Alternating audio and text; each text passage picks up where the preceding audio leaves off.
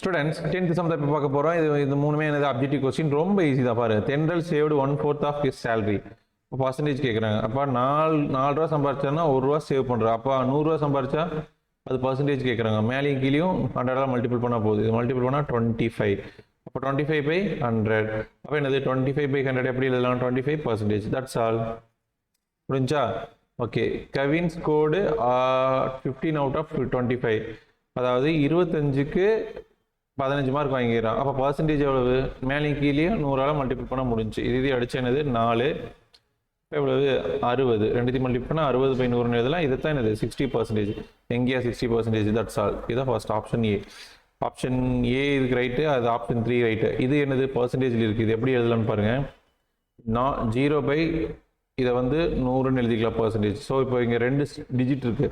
இப்போ நம்ம என்ன பண்ணணும்? 100ஆல் மல்டிபிள் பண்ணணும் மேலேயும் கீழேயும். ஸோ மேலேயும் கீழே 100ஆல் மல்டிபிள் பண்ணிடலாம். மேலே 100ஆல் மல்டிபிள் பண்ண என்னது 7. கீழே 100 × 100 10,000. பிம்பிளிக்கே பிலாப்பே.